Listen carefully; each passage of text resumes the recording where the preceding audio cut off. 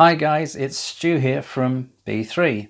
B3 is where we help you get the most from the tech that you already own. So if you're interested in sort of firmware updates, software updates to the tech that you have, or hints and tips on your TVs, getting the best from the AVR amp or anything like that, don't forget to subscribe down there, and also make sure you click on the bell on my left over there to be alerted when we've done a new video. This week there's been some news. There's been some sort of big deal. We've had Samsung release the Note 8, which is a massive deal. The Note 8 show, the launch of it was pretty spectacular. In fact, in lots of ways, the actual launch of the Note 8 was kind of more impressive than the Note 8 itself, for me anyway. I was pretty underwhelmed by the Note 8. Perhaps that's because I've got an S8 Plus, and all it really seemed was a slightly bigger version of an S8 that's a little bit more powerful, that has a pen, that does some things that I probably wouldn't use. It's probably not aimed at me, and it's hugely expensive and has a crap battery.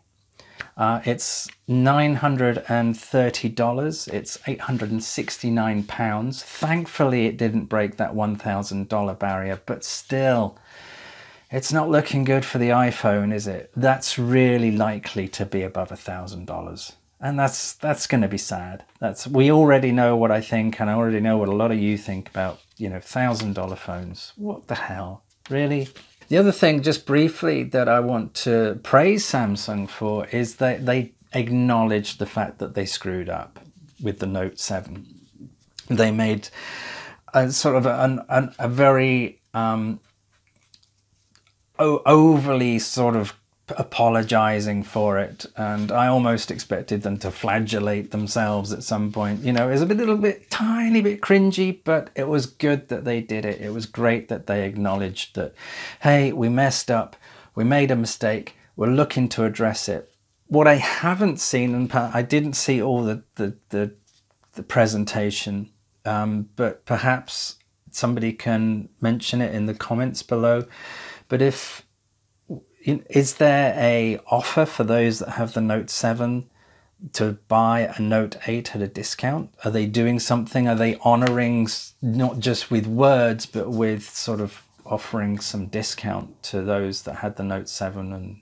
And we've had Gamescom this week, which has been interesting. Of course, we had the Xbox 360, that's a really old one, Xbox One X that came out, was launched on Sunday. The pre-orders were launched on Sunday.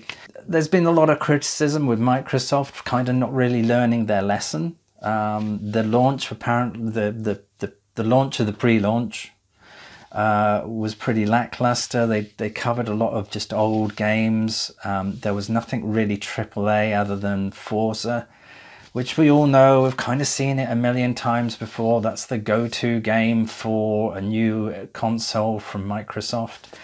So it makes you wonder, you know, there's a lot of games that are coming out that are going to get a patch for the Xbox One X.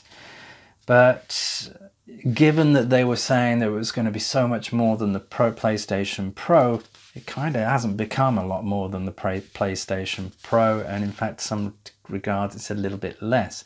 It's more powerful, of course, and it's probably graphically more impressive, but it's all about games, and if the games aren't there, people aren't going to buy it, especially when it's a console that's, you know, $500 and £440. Also, we've got the Android Oreo, the Android OS, and they say, you know, it's going to be doing all these amazing things, but it's really only their phones that get it first. So that's the Pixel and the Nexus that get that OS first. You would hope and expect in this day and age that, you know, there would be more sort of congruency with launches of new OS, and when other manufacturers of Android phones manage to release their version of it too. So yeah, you know, but I understand why Google are doing it. They want it on their phones first. And then finally, next week we have IFA, the IFA, which a lot of us probably haven't heard of, but it's the European equivalent of CES.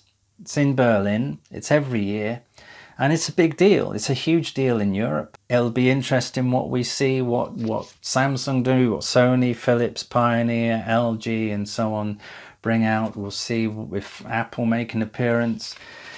It'll be really interesting because this is sort of the lesser known of the electronic shows, and it's kind of later in the year when things have a lot of announcements tend to have already been made other than Apple. So it'll be interesting to see what we see next week. So that's my sort of quick news, things that have caught my eye. There's an apology video that I've also done, which was relating to the updates, so please check those out. Back on it next week.